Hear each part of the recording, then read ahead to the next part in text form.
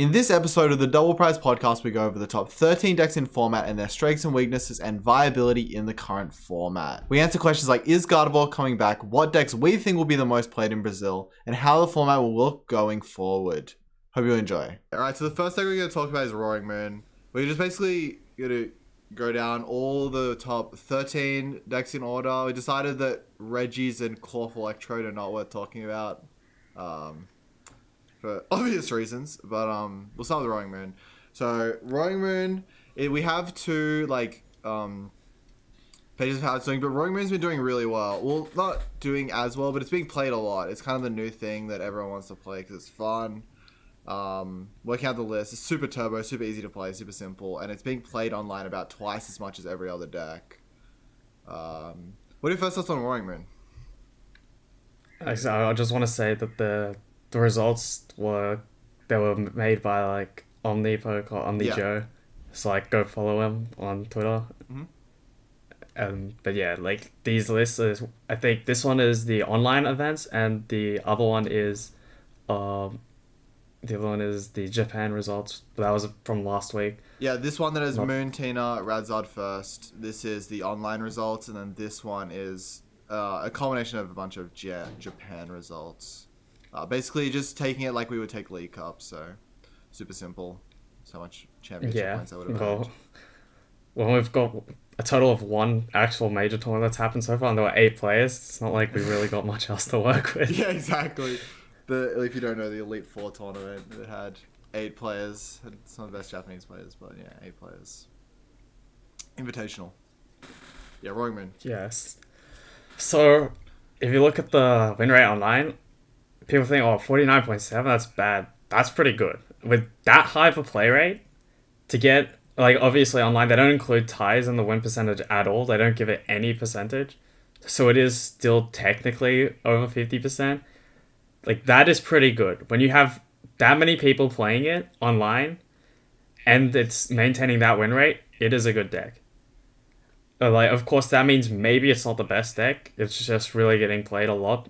And a lot more than what you can see the second most played deck is. But there's a reason why it's getting played a lot, because it is still a good deck.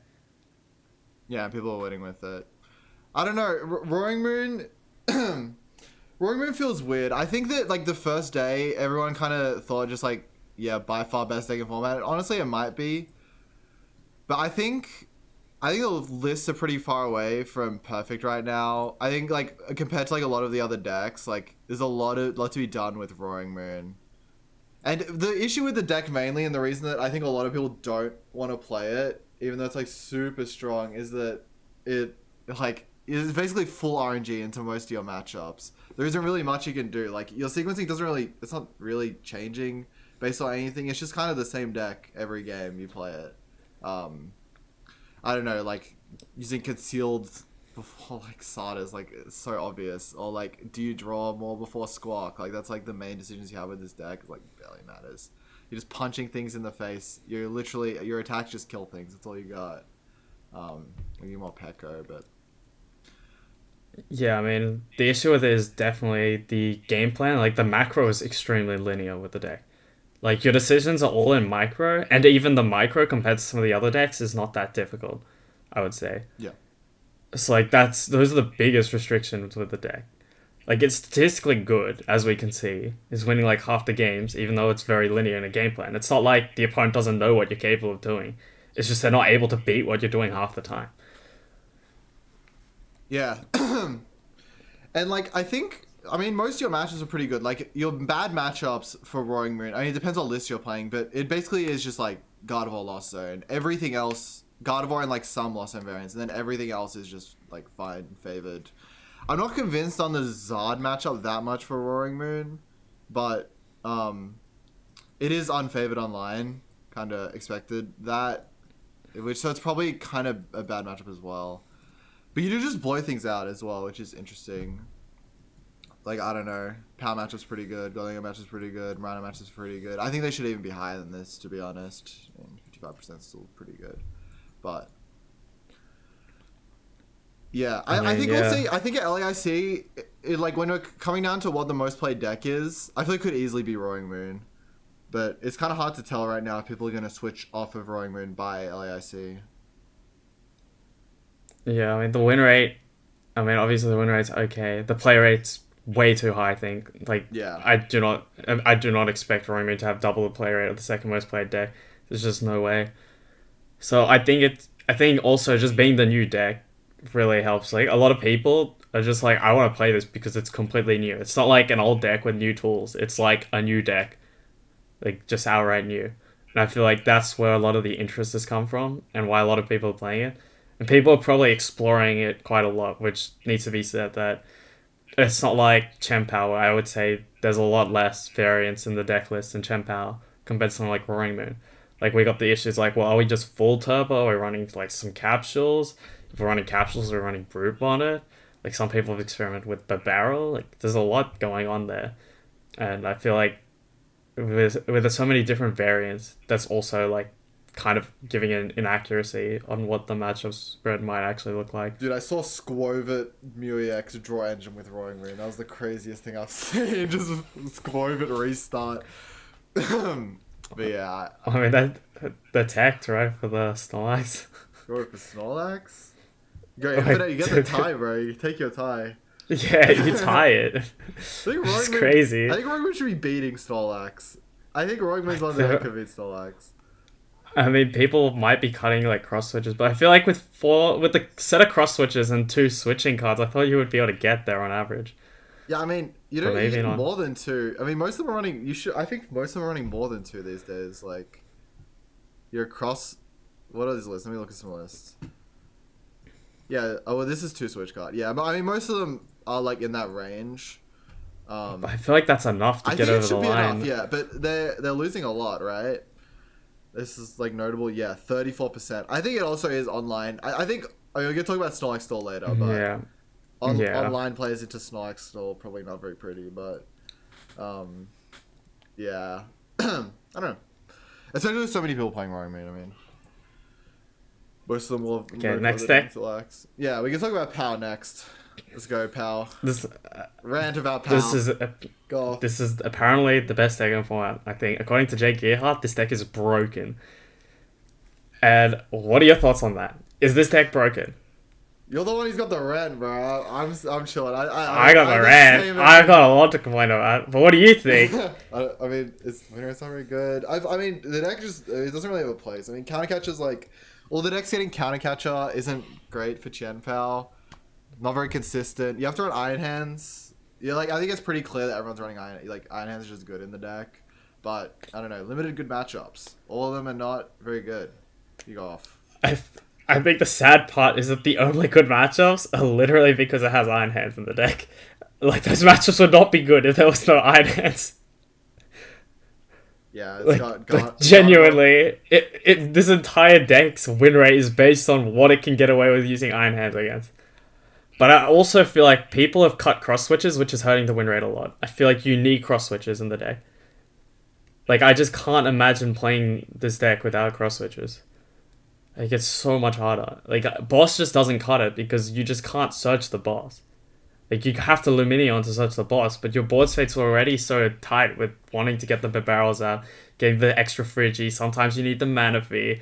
Sometimes, like, you got the Chien-Pao, you got the Greninja, you got all these different Pokemon on the bench that to fit, like, the Luminion just to search the boss in games that you actually need the boss, like if you're in a tied position, that's not cutting it. I don't think that's cutting it at all.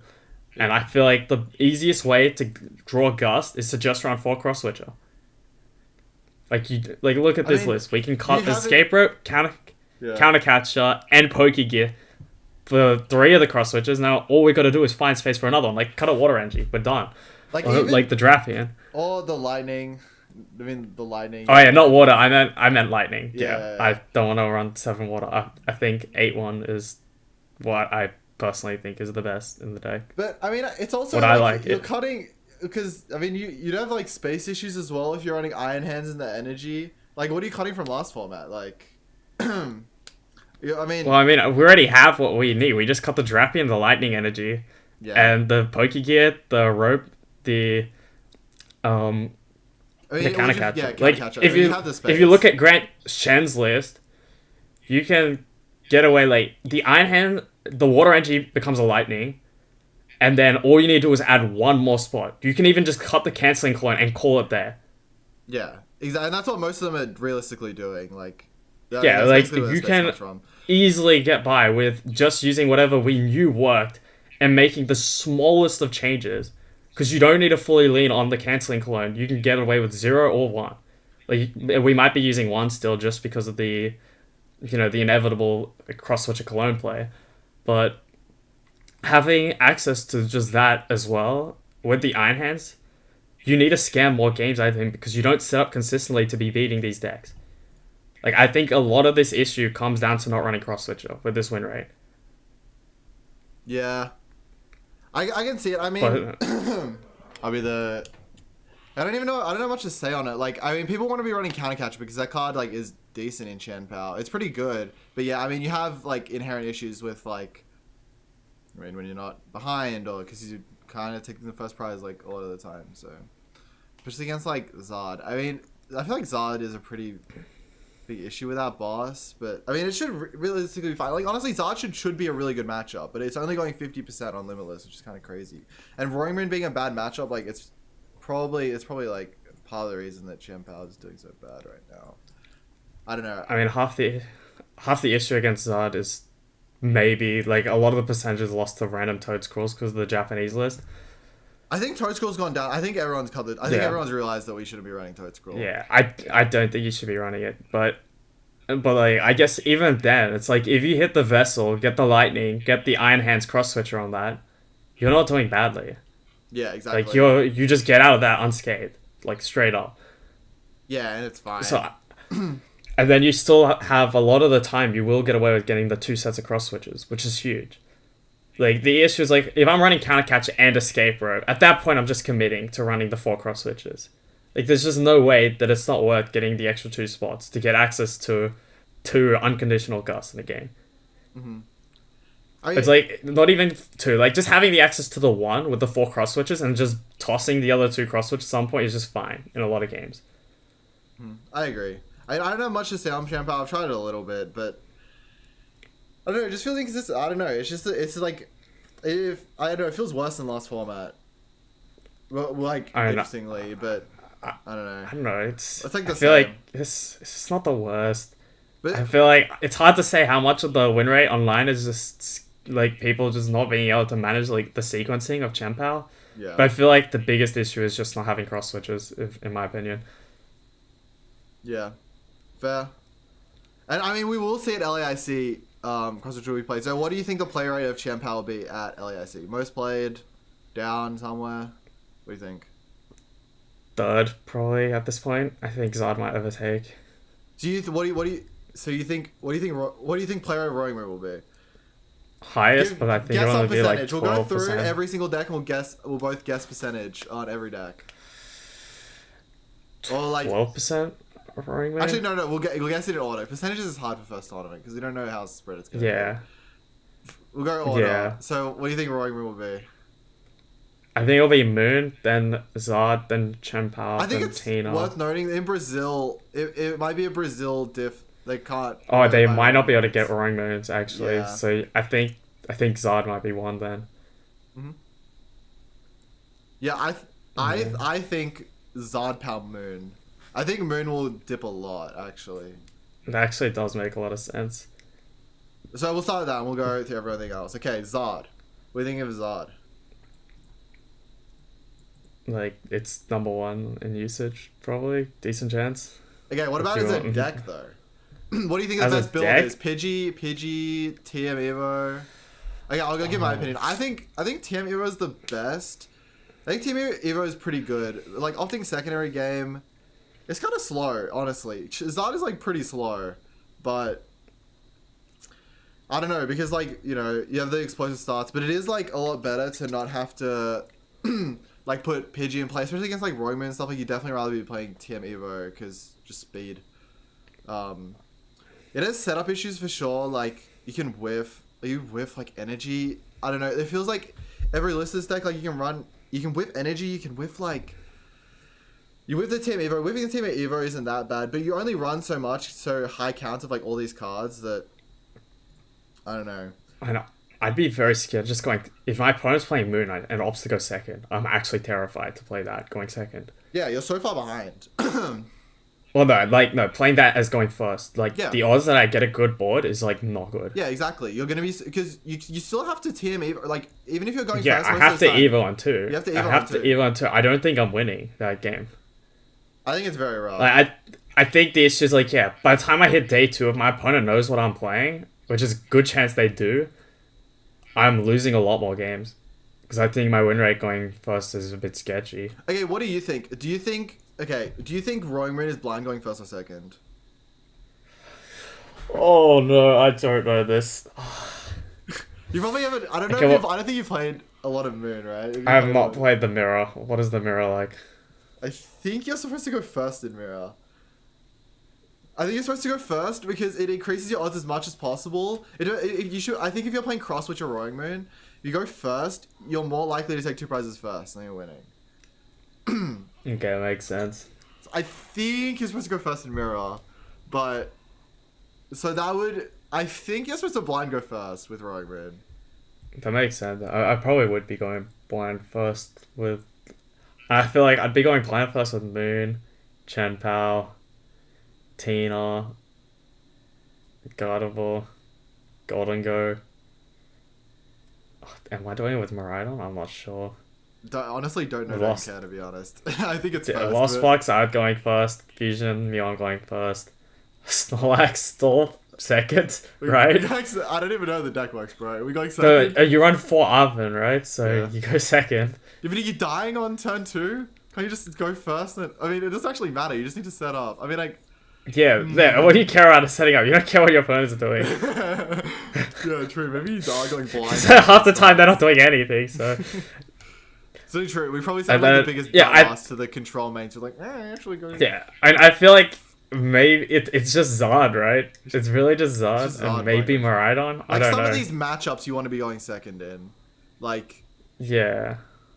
But I But I think... feel like I think a lot blind, of... I want to go first into most things. I think even against like Valiant Urshi, I want to go first on average. I don't care if they loop me.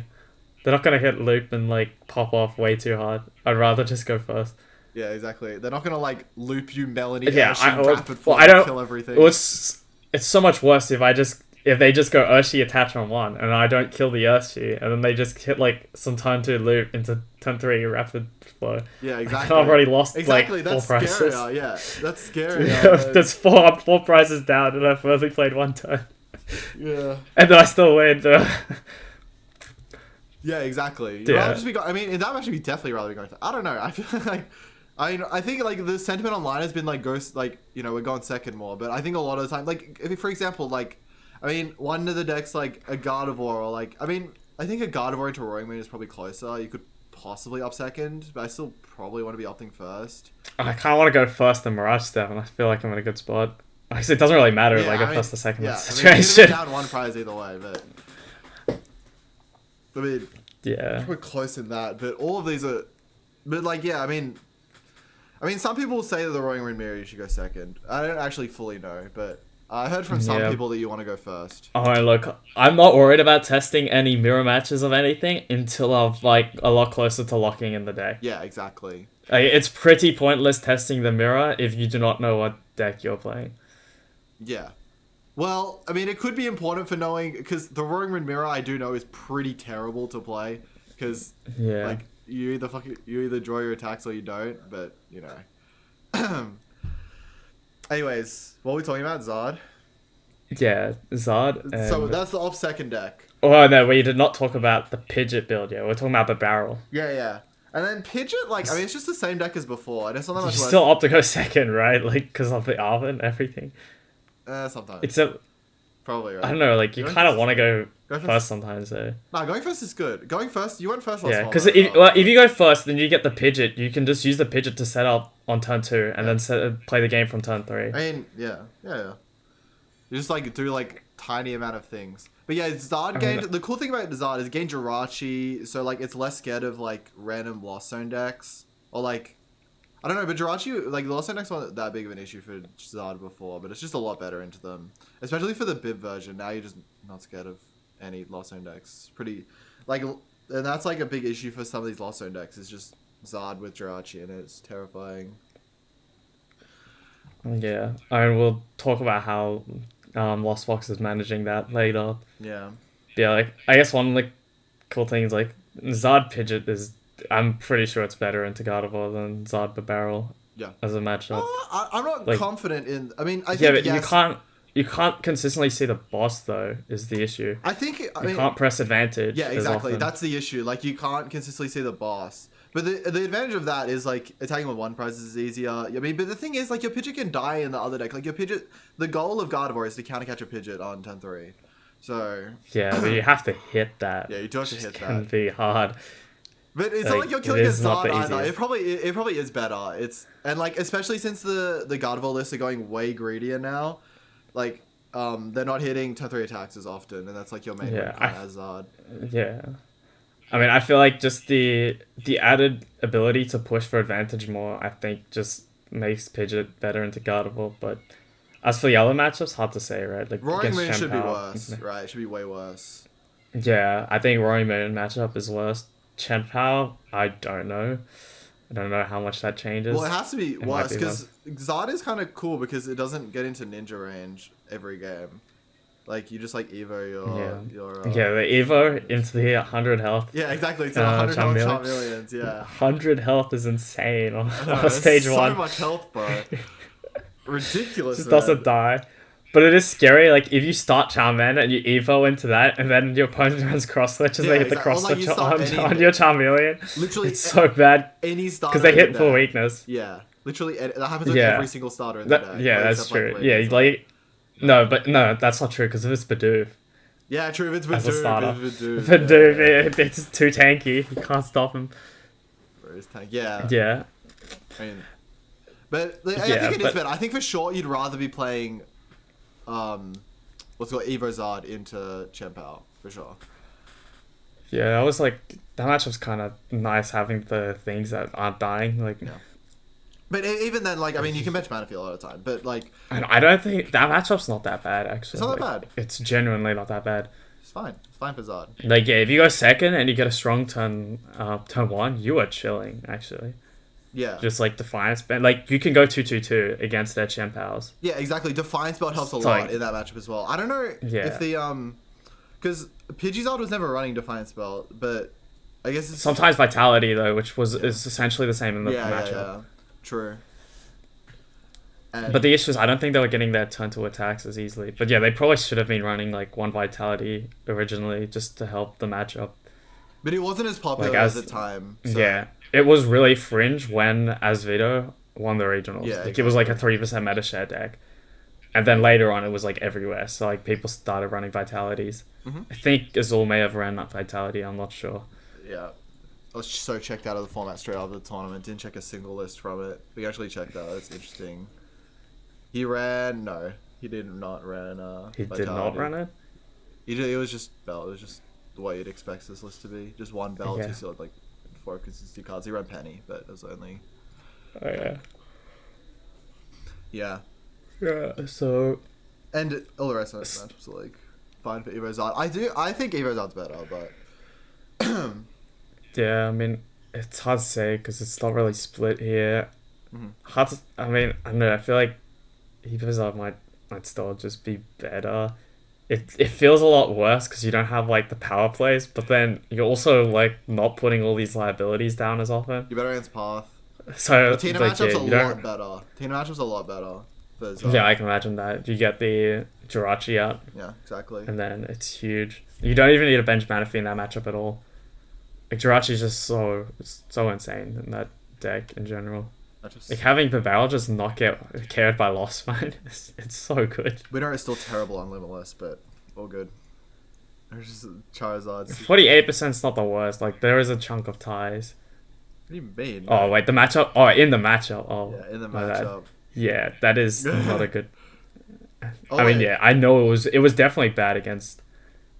It was definitely bad in as Pidgeot. In last format, yeah, for sure. Evo Zard helps for sure. So maybe it's like still some percentage not running. I mean, the thing is, like, even with the Jirachi, the thing is they want to Lost Mine the barrel anyway, so they're still just going to counter catcher and Lost Mine it, which I think is where a lot of your issues come from. Yeah, for sure. You can set up like second bib, but yeah, like I think you have issues where like they hit like a cram on a Zard, they like Lost Mine a bib, the Tina your Zard at some point, and then VSTAR at some point. And if they got like an early KO, then I feel like they might just get away with the win. And you might just miss attacks at some point, and you definitely can miss KOs because of the fact that the Tinas don't die in one hit early. yeah, well you'll definitely miss it. I mean, you're probably supposed to go like you'll miss it. You'll miss a KO at some point. You have to 2-shot one Tina, so maybe that's where the losses come from. And I guess like you probably should be running like Vitality Band instead of Choice Belt. I mean, I feel like in general Choice Belt's dying in usage. Yeah. Like not many decks want to run it because we basically have no Vs anymore. Exactly. Like Lugia's only going to be running one V guard just for the Giratina. Like there is no other reason to run that. I mean, I guess against me it somewhat helps. But if you're debating whether you're attaching V guard or not in play, you've basically won the game. Because of the Drapion anyway. Yeah, exactly. So like if you've got that luxury at that point, I think you're in a pretty good spot against Mew. Yeah. But yeah, like V-Guard's gonna be like just the one-off now, and like Belt in general is just not gonna be played in like anything. Like what deck actually wants to run Belt apart from Fusion Mew with its Town Store? Yeah, exactly. Like the one-off Town Store. Yeah, I mean, not many things we are losing like the Vs. The Vs is slowly going out, which is pretty interesting. Yeah, actually. If you look at it, it's just Tina.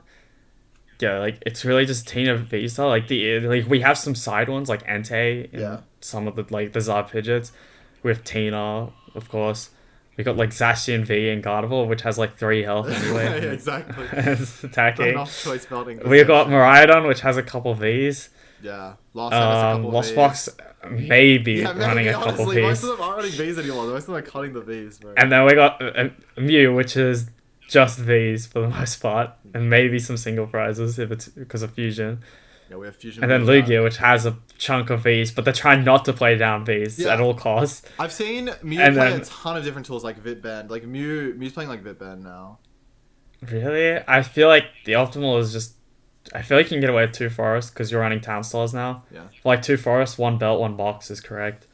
I think no, but it's for Roaring Moon because you can actually whiff because as long as against Roaring Moon you're taking KOs every turn, you're doing the best you can. So, like, right. Okay, that makes sense that to try and hit the extra damage. But I thought you would be using the mellow attack at some point. Yeah, but you can still Vidband Like, with DT. That's the exact reason. You use the mellow attack and then you Vidband with DT. Mm-hmm. But yeah, I thought at that point you could just hit like a boss KO. but you gotta kill some Roaring Moon. No. So against Do you Roaring actually have to KO the Roaring Moons? Yeah, you have to kill the Roaring every Moons. time. Because you're not winning. You're not like.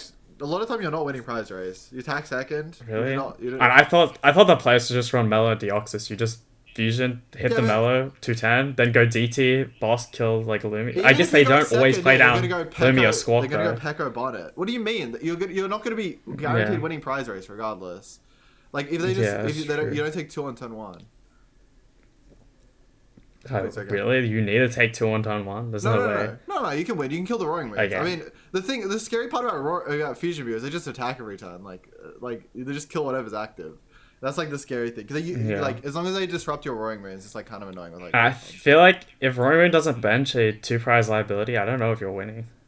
You can win because the issue with Roaring Moon is if you kill them every like a lot of these decks just can't kill Roaring Moon every turn. If you kill a Roaring Moon every turn, they can whiff attacks. I mean, the matchup's probably not that good, but like... And if I don't hit like a turn 1k on a 2 prizer, and then they take 2 prizes on turn 2, am I winning? I don't think so. Probably not, but... wait, were you talking about from Roaring Moon side? What do you mean? Because you can just...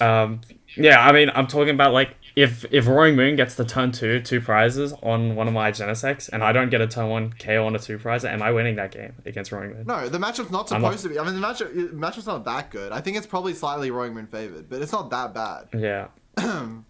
Well, like, where am I actually getting my wins? Is it because I'm going first? Because your Vitality Band killing all the Roaring Moons, going through all the Roaring Moons. Vitality Band is the winning card, really? They whiff an attack, bro, because you have to kill all the Roaring Moons, man. They whiff an attack. Yeah, but there's a lot of times where they just chain all the Roaring Moons. Yeah, but these are where your wins are coming from. You're not winning every game, but you're winning. These are the games you're winning. You're actually winning because they're not chaining the Roaring Moons. That's funny. But then at that point, if they're not chaining the roaring moves, I don't need the vitality band because I should have the resources to take 2 KOs anyway. Yeah, but you have to play all 4 tablets. Like you to kill 2 roaring moves, you have to play all 4 tablets. It's kind of annoying. Like you have the resources, but like you it's can just 3, right? It's 3 with the mellow. If you get the mellow play. Oh, it depends. And then the Mew. Yeah. It's 3. It's 3. But I guess it's harder. Yeah, if you have to. But I don't think you can afford to VMAX twice though. Well, you can, but I mean, yeah, your Genesect dies, use VMAX, and you add them to 1. That's like the best line, right? Yeah, it's actually like a pretty good line. Throw that, shut down a path or something, shut down the restart. Yeah, exactly. Shut down the restart, yeah. Okay, we should talk about Tina though. Yeah, okay. On to Tina. Not talking about the Fusion Mew Roaring Moon matchup. On to Tina. What's up? What's with Tina? Playing some Tina? I mean, if we look at the results, even on the online, this deck is the best performing deck, basically. Tina has the highest win rate. Tina out of every deck, it has the highest win rate by far. It has been slowly going down, but it is still higher than everything else. Other than it's top in Japan, and it's like very high performing in online events as well. Like if you look at the online event data, it's barely behind.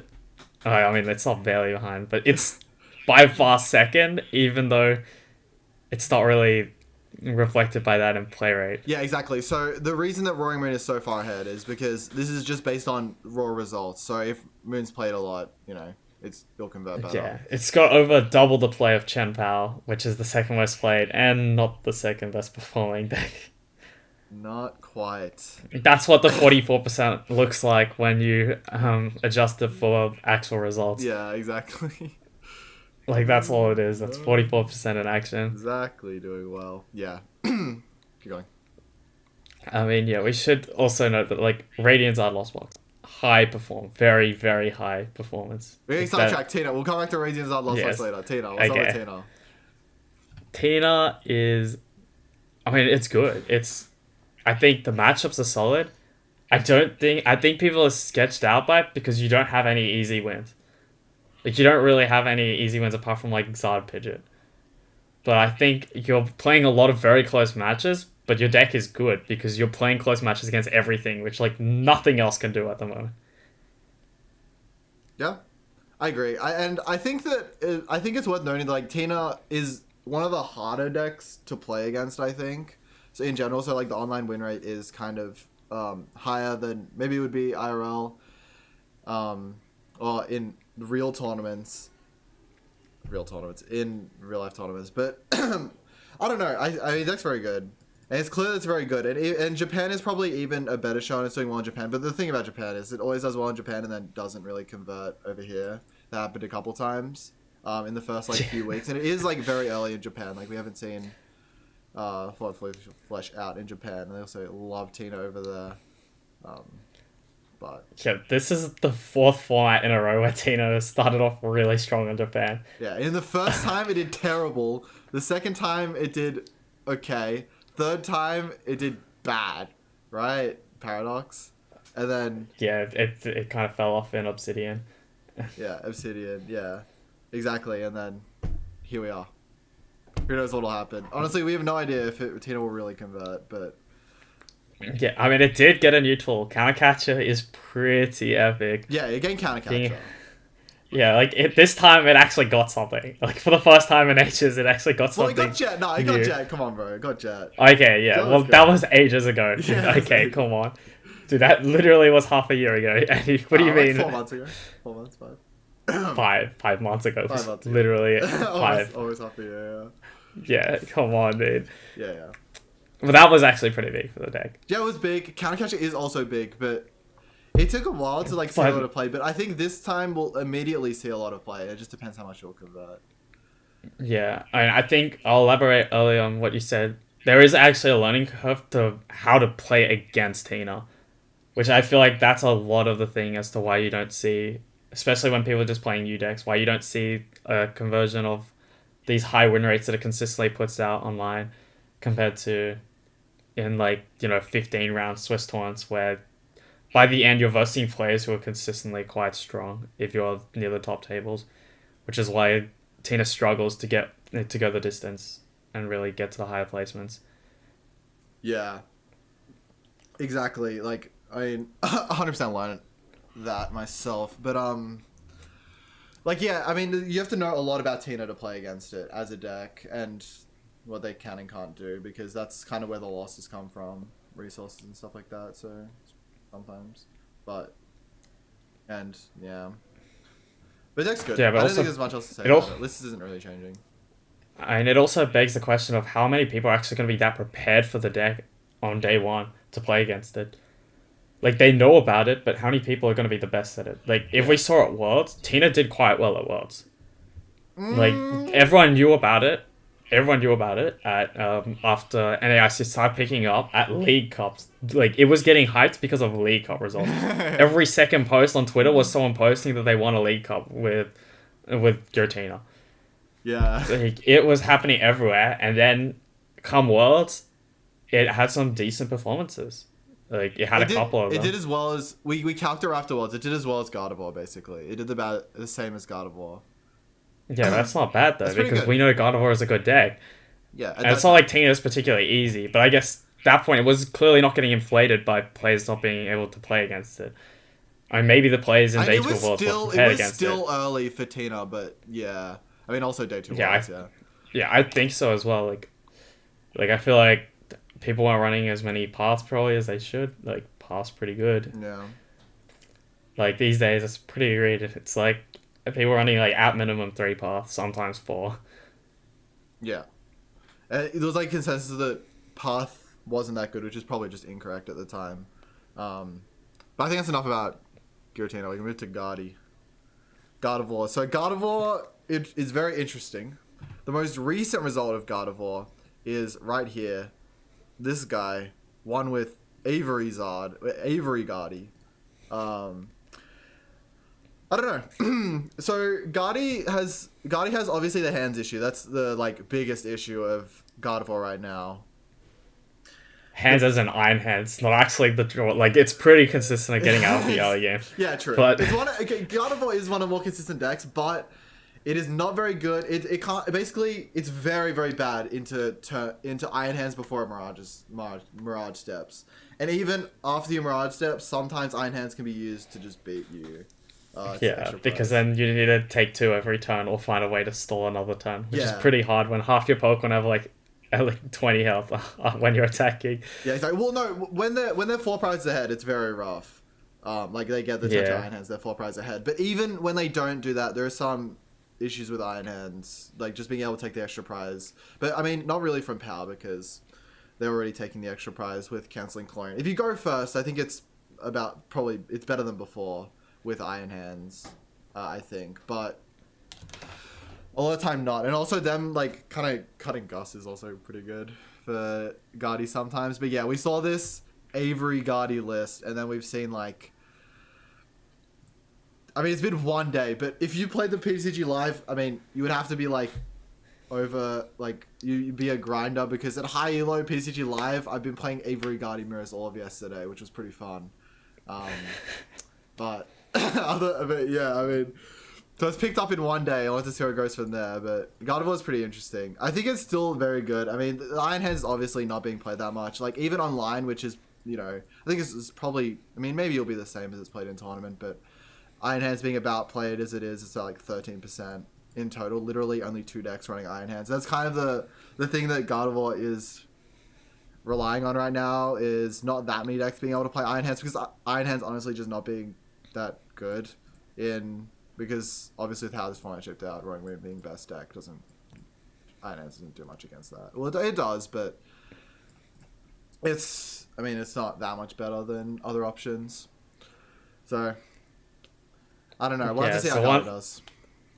Yeah, one thing I want to note is that the list is kind of heavily inspired by us.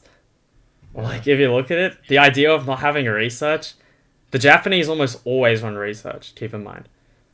So, like, the idea of someone not running any research build and not having power pads, that is us in particular. That really inspired. I mean, maybe it was Demetrius because of the big result recently. But yeah, like, the big difference as to why now Avery's so good compared to Worker, which was before, was, and the real big one is the ability to chain multiple strong effects in a turn. So before, if you could just Avery, but you couldn't boss, it wasn't that good. Like, it just wasn't good enough. Yeah. Now we've got Avery plus the counter catcher. Like, if you counter catcher first and it's something bad, now Avery's really nasty. Because instead of getting rid of, like, something useless, like, if you counter catch the Mew or something, and then Avery, that makes it a really awkward discard in the mirror match. Yeah, exactly. And it's alongside, I think the biggest deal as well is Screamtail. Like, you have all of it. Like, yeah, like counter catcher Avery Screamtail into Iona the next turn is like, I don't know. You have to get rid of. You literally are left with 2 relevant Pokemon a lot of the time. So regardless of what you promote, so. Yeah, and then the issue with that is like, yeah, it's cool. I maybe got away with keeping an Arcana Gardevoir like Curly or something, but. And now if I want to attack with something, I have to find like a Screamtail to attack with, or I'm attacking with my only draw engine Pokemon the next turn. Well, that's in the Or mirror. I'm attacking with the EX. This is like the mirror. Okay. Usually they're just Avery. But like, I mean, even against like Chien-Pao, it's like really awkward because of the fact that Screamtail can snipe the barrel and Baxcalibur really easily. They need to keep Manaphy in play. But then they also have issues where like. Yeah, if you just like Avery first against them, then I think it's a lot harder for them to respond because they can only have 1 barrel, 2 backs at best. Like Ninja's already gone, and now counter catcher Baxcalibur's already gone. Like everything's gone. And them not having an engine from having Greninja at all is also like pretty scary. Yeah, it's bad. It can get real bad for them. Yeah. Like whatever they've got prepared for next turn is probably not enough to deal with that following turn's Iono. Yeah, the issue with this is obviously that like this basically forces them in their only line to beat Iron Hands early because they need you to be killing the Iron Hands because if you're just Screamtailing around like their Chien-Pao, it's so screwed.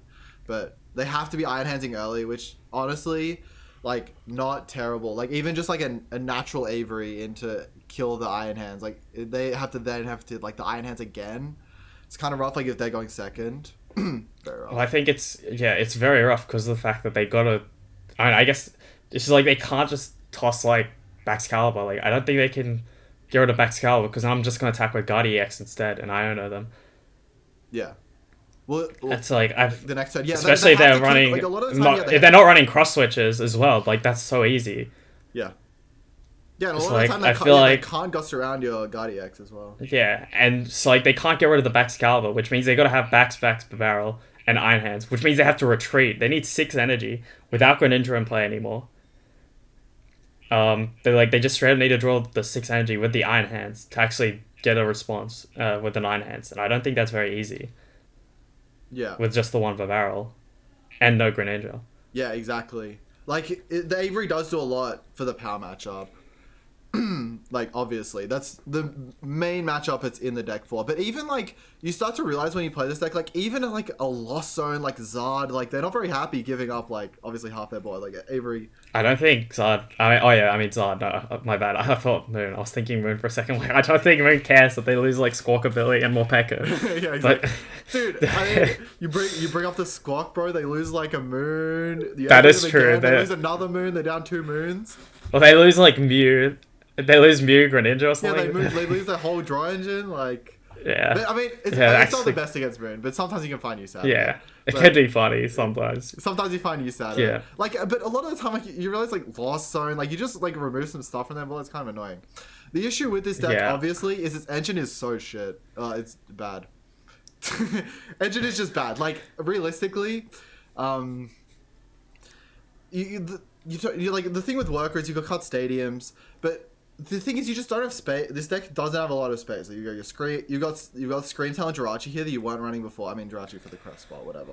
But like you're only running like 2 focus. So like the reason that this worker variant was like worked in general is because we were running like 4 fog, 4 VIP, 4 ultra ball. This deck doesn't really have. We do have the artisans, and we don't really need as many energies. But like obviously like 3 VIP, I would rather run 3 level than 3 VIP. Yeah. Like.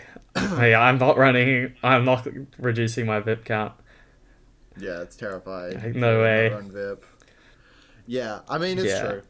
But, I mean, obviously there was probably improvements to this list. I mean, this is the first Avery Gardevoir list we've ever seen. So, yeah. It's not going to be the best list ever. Yeah. Screamtail Luxurious Cape is probably... I think... I don't know. Go ahead. I think looking back at like the win rate, we also have to consider that Gardevoir decks, no one knows how to run Gardevoir anymore. Like it's in full panic mode. Yeah. Yeah, exactly. Like this the just lists are all won. over the place.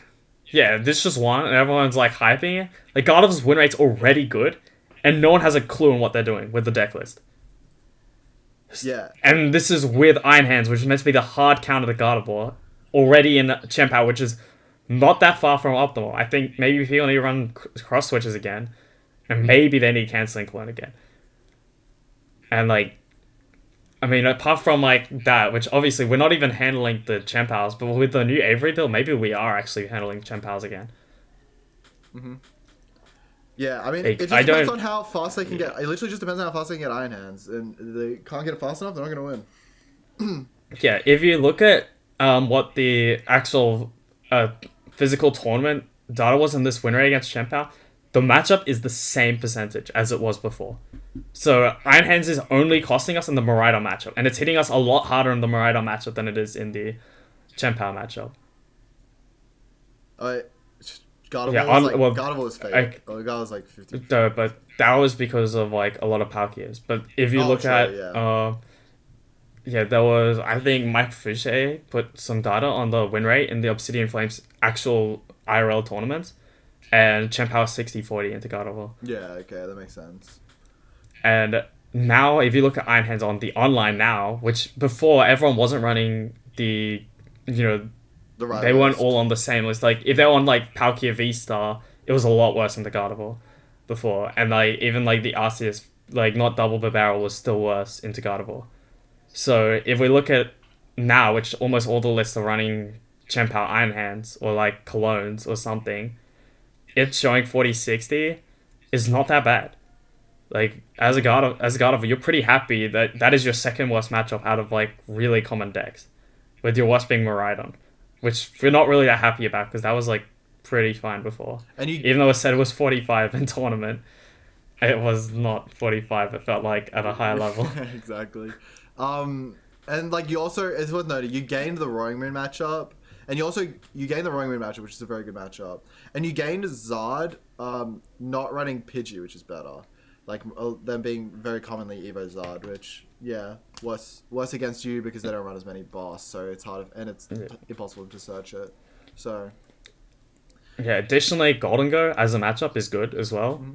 And also, Counter Catcher is helping you into Lugia, which was already, like, a little scary. I mean, they have Iron Hands, but it, like, evens out, kind of. Yeah, I think. But you've also gained a really good match, or, like, a better matchup, I'm guessing, against Mew. Like, just having Counter Catcher against Mew has to be insanely good. Like, collapsed Counter Catcher or Avery Counter Catcher is devastating. Dude, like, absolutely devastating. Avery against Mew, it's so funny. You have 3 Averys. Yeah, 3 Averys and Counter Catcher. You go Avery early, they discard something. You Avery again later, and they discard something. With a Counter Catcher, the game is over. Exactly. You just have to kill, like, one thing, and, like, Avery 4 things. They put, like, 3 Pokemon in play. How are they going to do it? Like, you just attack with EX. Like, they can't even kill that thing. It's impossible. Things so bad. You got rid of all 4 Genesects by that point. Yeah. It's like you gain a lot of tools to actually help a lot of your sketchier matchups, I think. Or, like, not sketchier, but, like, a lot of your matchups that were, like, closer to even before. So now you've got a lot of favorables in exchange for 2 unfavorables that are, like, probably still manageable. Like, Miraidon apparently is the scariest. But, like, you have 2 negatives. But now you've got all these positives. Apparently Fusion Mew's, like, even, but you look at... we throw Avery in the deck, it's an auto win, bro, I'm just saying. Yeah, that's because not Avery builds. Like, you got the 3 Averys. Yeah. Like, I think Avery will change a lot of percentages, because Roaring Moon will go down with Avery, because you're less consistent in the deck. Yeah, but we're still favored, I think. Like, looking at our percentages, we're pretty much just favored to everything. Lost Zone Box is definitely higher if you're running Jirachi. Yeah, for sure. Like, in general, like, all your matchups are just, like, good in general. And Gardevoir is a deck that's statistically harder to play, which means that the win rate's going to be higher in a tournament with generally less stakes, which is an online event. So I think it is safe to assume that even with a win rate, it can go higher than what it's showing. Yeah. It's hard to tell how good Gardevoir will end up being, but pretty promising. Right now. Yeah. Next, Gholdengo. What are your thoughts on Gholdengo? Dude, you thought about Gholdengo more than me for sure. I have played 0 games of Gholdengo. Deck's like, eh. I heard some things about Gholdengo. I don't think it's. I'm not confident it's very good. I don't know. Man. Okay, so You talking about Gholdengo? You're not so better than me. okay, so I did try it with like Barbarrel, but I wasn't that impressed by Barbarrel, and I kind of found like, you kind of don't need it. We did see Vinny use Revavroom, which definitely is enabling a lot more in the deck, but I still have some concerns. I mean, I guess the real big thing is that he plans to just play boss every turn. Like he plans to Arven on 1, get the evolution, and then just boss every single turn. Which is like pretty cool actually. But then I do have the issue that since my deck has no way to do even 30 damage with a single Prizer, I'm giving myself a lot of issues into matchups like Roaring Moon. Like I can't imagine Tina being the best of a matchup, like without the Jirachi at least, because they can probably Sable over 2 and then Iono and like kind of screw you over. I feel like that could be an issue. And Paths, of course, like they could just strand you at some point with Path with only the 4 bombs. Yeah, like I feel like you've got a couple matchups which are a little bit sketchy just because your prize mapping's not very good. Like just being forced to use, I mean, not your prize mapping, but like what you force your opponent to take. The fact that you just keep feeding 2 prizes is too much of a liability for this deck to be near the top. Yeah. I think Gholdengo's always gonna have inherent issues. It's probably not good enough yet. And interesting was, I think in Japan a lot of them are using Sizzle or Basket Legion as like single prizes to try and compensate for this, but I don't think, like, I don't really trust your deck's consistency really, and against decks like Zard, it's so hard to beat Zard. And it's a little bit easier, I think, if they're not running like Pidgeot with Entei or something, because of the fact that you have that Grace early where they can't KO your Gholdengo. But, I mean, I don't know. What does the matchup look like online? I feel like, in general, it's not good. You're right. It's terrible. Yeah. Terrible into Guardy, terrible into Zard. Those are the 2 really bad ones. Yeah, I mean, this is just because your prize mapping, or like what you're feeding them is just too much. And you can't offset the prize race. Chien-Pao matchup, I'm surprised it's that high because I don't think most of them are on Sizzle. If you're on Sizzle, it is like actually that high. I think I think most of them like are insane. Sizzle. I think like this one is Sizzle. This one I think is Sizzle. Most of them are Sizzle. Yeah, basically. like Sizzle is very good against Chien-Pao. I mean, it's not special beating Chien-Pao. Or if you look at online stats though, essentially everything does it. Yeah. And Roaring Moon's slightly negative. But that's because of the price trade thing. But like if you've got the Sizzles, you have ways to kind of offset it, and you also have ways to just take 2 prizes every turn and only concede 1 on the first turn. So it's like fine. I mean, it's hard to say though because both decks aren't really well refined at all. Yeah. So it's hard to say what a good list of both these matchups would look like. It's like whatever. I mean, maybe the deck can't be terrible though because it's already doing relatively well into every deck, and it's probably nowhere near the level it can be at for like for optimization for lists, right? True. And it's already at a decent rate. So like this deck definitely has potential. I feel like someone just needs to figure something out. Maybe with like I feel like it comes with definitely the Pokemon line, maybe the supporter line. So maybe someone will figure something out. Maybe. I think there's a good chance the deck is just. I mean, it just doesn't exist. What you're trying to find. Yeah. But, yeah, that's it. I mean, that's always could be the case with everything. But yeah. Yeah. Exactly. It has potential to definitely go further, but it also like it may not be able to progress, and other decks might be progressing and might just get stuck and like left behind. Yeah, exactly. Like Chien-Pao boosted a lot from the beginning. Maybe that's what Chien-Pao did if it finds a good engine or something, but I don't know. I think we already found. I think we agree that we have the good engine already. Well, no, yeah, well, like Gholdengo at the start Chien-Pao at the start, the engines were terrible, and then it got refined a bit and got better. Yeah, and now it's somehow in the gutter. Yeah, alright, Miraidon. Miraidon is it's hard to say because I mean it's somehow got the Guardian matchup now, but it still struggles against Zard. Tina's not the easiest either. Like the paths are really annoying. As far as I know, it's really bad into Tina, right? That's what I always was told. Like the matchup is. I don't think it's really bad. They just can't. not It's so really hard that for them bad. to kill, right? Because you go one flap, the flap dies, and then the flap dies, and you can't Raikou kill, right? Right, yeah. Yeah. Raichu kill. Yeah, it's like I feel like the deck definitely has some cool things going for it. Like, I mean, the Lost Box matchup and the Guardian matchup have flipped from before. Oh, I guess Lost Art is not flipped. Like, apparently, that is a terrible matchup. Oh yeah. Wait, that's so interesting. Actually, that's crazy. Zod is really No, hitting no. this like Raihan, like Mirage Gate stuff. It's crazy. Yeah, the Charizard is just too strong. Like, you can't consistently get the KOs. You can't connect the Iron Hands easily. You can't do much if they set up. And especially with the TM build, you're not breaking them early, like, at all. Like, that matchup is... Like, you just need them to get a really bad opening to win the game. Or to just get, like, some insane opening. Oh wait, I was talking about Lost Zod. The Lost Zard matchup is bad, though. Like, that is bad because of the Radiant Zard, apparently. Yeah. Like, apparently that's, like, such a game changer. Like, you can't Iron Hands for the lead anymore. And not only that, Zard hits before, like, the late game, and then it comes back and hits again. Yeah. And hits again. Well, I think it just eats up everything. I feel like if you can connect, but I guess if you can connect the Zod kill, but like they have charmed, they get their charmed Iron Hands out. If they take 4 with it, they should win, right? But I don't know. Yeah, but you also have to see. Yeah, maybe they can't connect the KO on the Charmed Iron Hands. That is true, actually. That's what I was thinking, but I mean, it looks like it's fine. I mean, like the Zods the Lost Zods are clearly doing fine, so you know. Hey, they're clearly hitting the vacuum. They're clearly That's hitting what the you're saying. vacuum. So I don't know. I mean, I guess so. Like whatever, dude. They can. And of course, the sample size is not optimal. Yeah, Like, exactly. it's not very much. I mean, it's probably higher than this, but I mean, But yeah, 14 guys hit the kill, so we'll take that. I mean, Snorlax being negative, that's kind of surprising. I thought that Miraidon could actually be fast enough to manage. But I don't guess know the a issue lot is that of you got to Switch use cards. Miraidon. You got to use Miraidon, though, to attack. Yeah. But I feel like if you use double Miraidon, maybe that's good enough. Like, double Miraidon I mean, you're plus, gonna like, hand counter catch it disruption. anyways. You don't care about it being Miraidon that's attack. Yeah, that's actually true. Like, let me switch. They run 4 switch cards. That's interesting. Yeah, usually it's 4. Some people have been cutting to 3.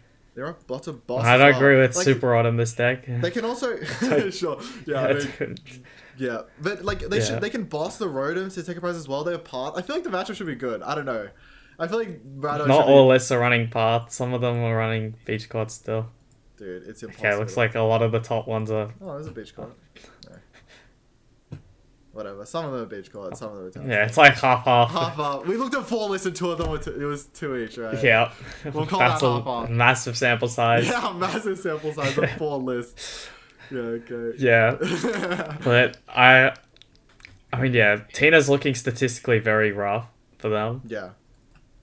That's why I mean, I guess that makes sense. With the counter catcher, that's huge. yeah, in the counter catch matchup. actually is huge. Like you can cram the flap, right? That's crazy. Yeah. Yeah, being able to cram the flap relatively early and shut them off from the draw, from the energies, and then getting a Tina KO, that could be nasty. Yeah, it's rough. Rocks. Yeah. Tinaco.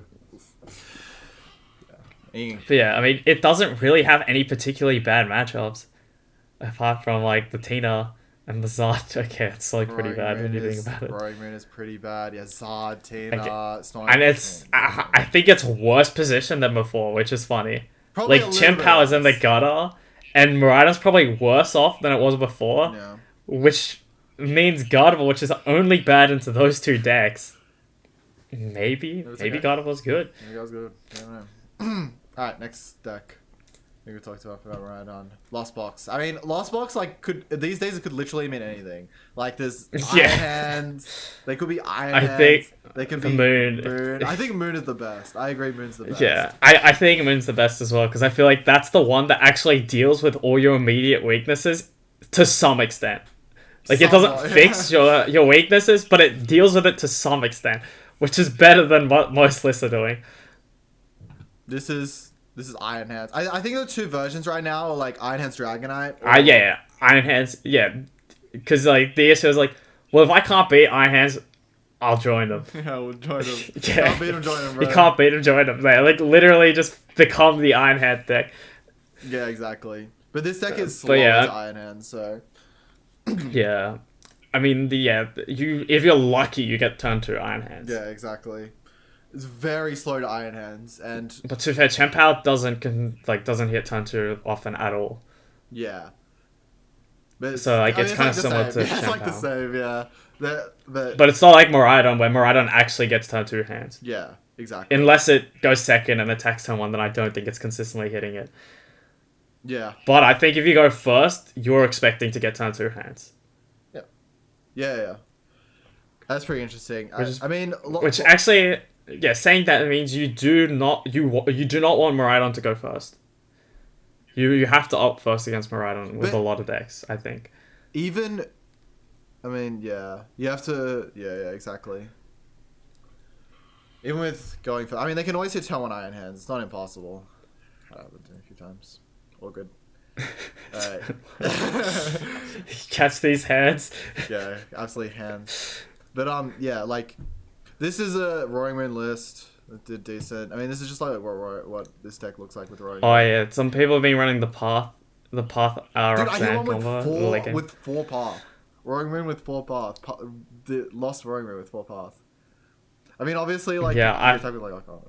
I mean, yeah, it's lost Tina, but without the Tina. Yeah, it's lost Tina, but you have Roaring Moon, bro. You have different blob attack. Yeah. Blob attack is Yeah, slightly- what I don't like about that is the anti-synergy with Roaring Moon and Path itself. But I think you're using Sableye with Path a lot of the time. Yeah, exactly. Using Sableye with path. Or you're using the nuke. Like, the nuke with Path, maybe it actually stops them from hitting 30 damage. I mean, sometimes. Yeah. But like, So, I I don't but know. it's not that anti-synergistic. And against, like, Gardevoir, though, you can go, like, Roxanne, hit for 100, and maybe they just don't hit anything. What, hitting Arcana for 100? What are you hitting for 100? Yeah, Arcana KO, maybe. Just Sableye for It seems 120. bad, though. It definitely seems worse than just using a cram in the active. Yeah, exactly. Like Cram, Sableye, like any of this stuff. Anyway. Yeah, so I don't know. Yeah, I think I do think Roaring Moon is the best though because like I mean it's you can't split by variants, so you can't see the matchups. But And yeah, I had the idea of running cross switches and Pokestops in the deck, and I was just gonna nuke my Pokestop twice in a game, get 2 moons out, and then use Cram early. That's like kind of okay as a deck. Yeah. It just feels very fragile, but it felt like it was kind of just like all the other decks where it's like, yeah, it's kind of close into match up into a bunch of things. But like that's like an idea that someone could take and explore a bit further. Yeah. Steal it. Try to make it work. Yeah, go steal it. Go steal my idea. I'm too lazy to make it work. Yeah, exactly. Yeah. Anyone else in the podcast, someone's gonna win like an online tournament and be like, yeah, I heard the double prize podcast, built the best Roaring Moon list around, and won. Yeah, Lost Roaring Moon stop. Alright. Yeah, but I mean there isn't really much to talk about Lost Box, it's like whatever. I mean, Hands is cool. Has tough matchups into Jirachi Charizard, but it is what it is. And then Fusion Mew. Yeah, Fusion Mew? I think Fusion Mew is good. I think Fusion Mew is pretty good. Win rate's really high, actually. I think Fusion Mew I actually think- is pretty well positioned. Yeah, the win rate's pretty good, and it's definitely underplayed.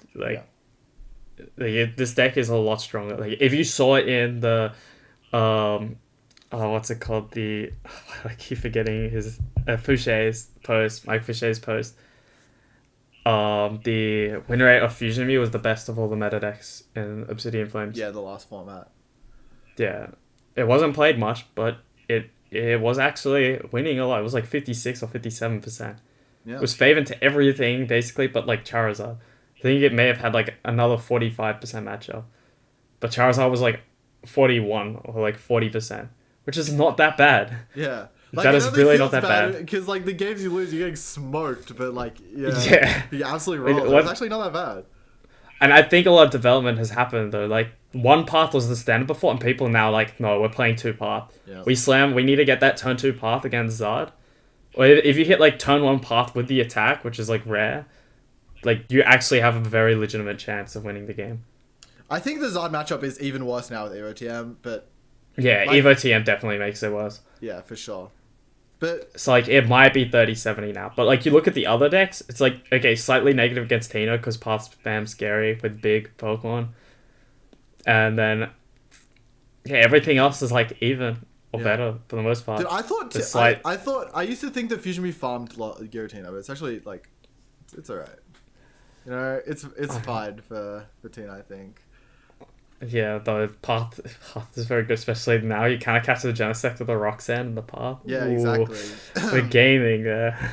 Exactly. So yeah, I mean, matchups are good. Like it also is even against Snorlax online. Impressive, very impressive. very impressive. That's crazy. Turns out I don't know path or judge path with the attack. That's probably gonna do something. Yeah, exactly. Yeah, I mean, Fusion Mew it's probably not it's not the best deck in format. But it's probably not the 9th best deck. It's like, you know, it's probably end up being like a top 6 deck, top 5 deck in the format. Yeah, just like an okay deck. Has some bad matchups, has some good matchups. It is what it is. Like, yeah, I mean, it's actually just, I feel like it's pretty well rounded, but it's just like maybe it's not as strong as some of the other decks. Yeah, exactly. The Roaring Moon matchup probably not favored. Probably slightly unfavored. Yeah, it's winnable. Yeah, slightly unfavored. But like, you still have no major weaknesses to actually completely make your deck unplayable. Yeah, exactly. But I guess the issue is like, how many extremely good matchups do you actually have? Well, okay, to be fair, if Gardevoir starts playing Avery, like, I don't know, that's kind of terrifying for people. Yeah. Like, you have, that's an auto loss. Like, you have the Gardevoir auto loss, and then you have the Zard auto, like, pretty bad matchup. Yeah, well, and then, I mean, yeah, at least you beat Chien-Pao, but that's, like, not special, so. Yeah, it's all, yeah. You beat Gholdengo, I'm pretty sure. I think you got the edge against Gholdengo. Beat Gholdengo, let's go. Impressive. Let's go. Popping off with Fusion Mew. Dude, you don't have that many tablets. You're really beating Gholdengo? We do a lot of tablets to beat Gholdengo. I mean, you do have Ino Path. Yeah, you're right. Okay, good point. Like, that is a pretty good tablet. That's basically, like, 6 tablets. Yeah, you're right, actually. Yeah. Like, it's pretty good. Okay, yeah, you're right. Alright, Snorlax.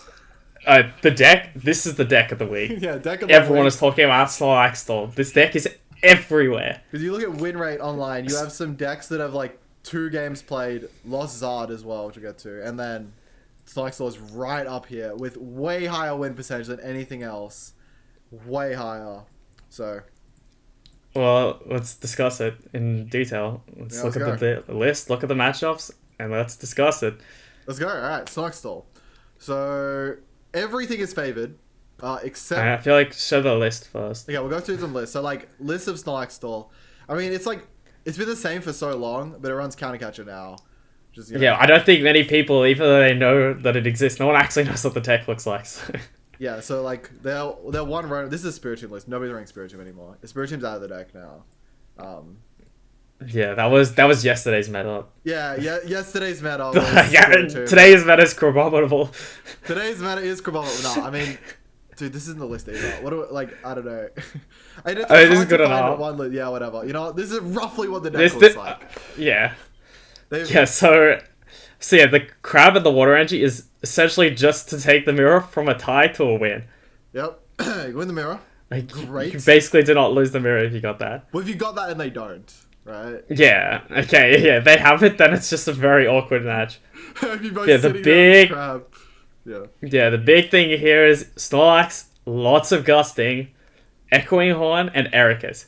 All we're trying to do is get something useless and stick it in the active. If they don't have anything useless, if it's like against Gardevoir and they've avoided getting anything useless, spread the energy. Keep gusting anything that doesn't have energy and force energy onto it.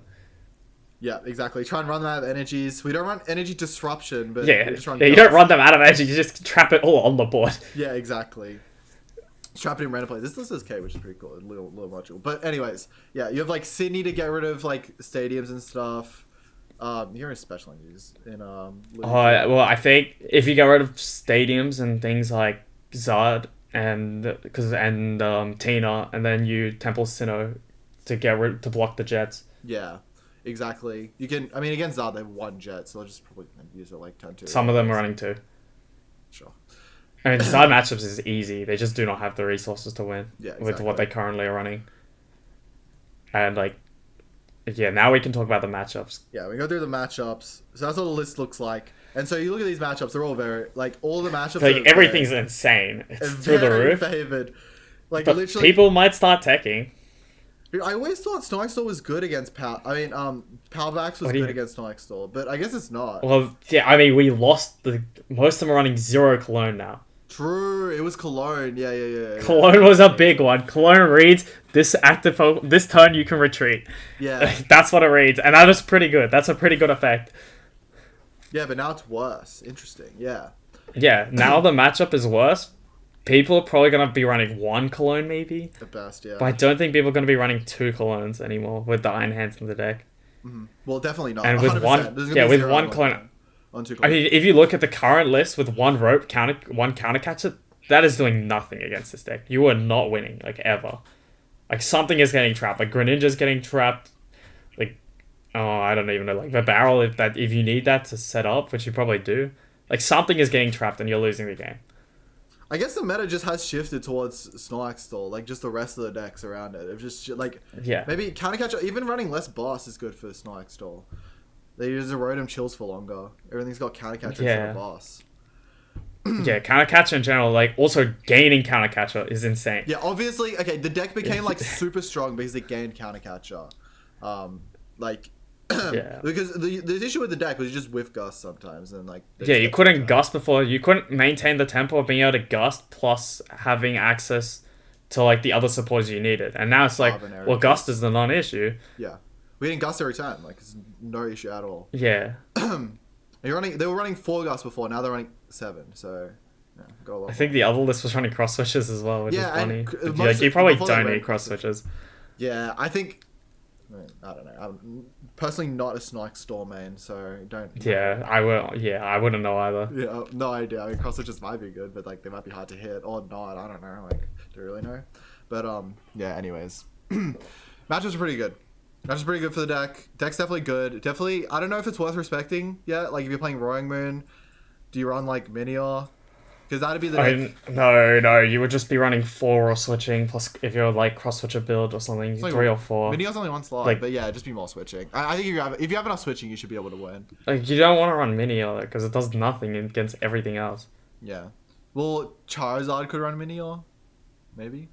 Yeah, like Charizard actually could run Minior. That would be the deck that would run Minior, to be fair. Like out of no, but Minior's like kind of good in that deck because it is a way to just kill like an Arcana as well. True based. Wait, yeah. Yeah, you can view and then attach the Minior, get to the active, carry them. Yeah, slap maybe, an Iono maybe down. Zard just runs Minior now, like unironically. Minior angle? Is it a Minior angle? Dude, I don't even want to... maybe we should show what Minior does for yeah, right. people. So, how do I... Okay, wait, 1 second. Yeah, you keep talking about something random. Yeah, I mean, Zard could run Minior and like... a lot of other decks could run Minior. Gholdengo could run Minior, but Gholdengo should be fine into it anyways. So, okay, I think one thing about Snorlax is that it has an inflated win percentage. Yeah, I feel like people in general aren't coming up with the best of game plans online against this deck. Like, and I feel like it's definitely gonna drop now that it's a known deck. Like, people are going to have a game plan going in, which is definitely gonna hurt its win rate, and then people might even tech for it. Yeah, this is the tech. This is the tech against it. It's not based on energy. For some reason, I thought it was based on energy. But still KOs the Arcana.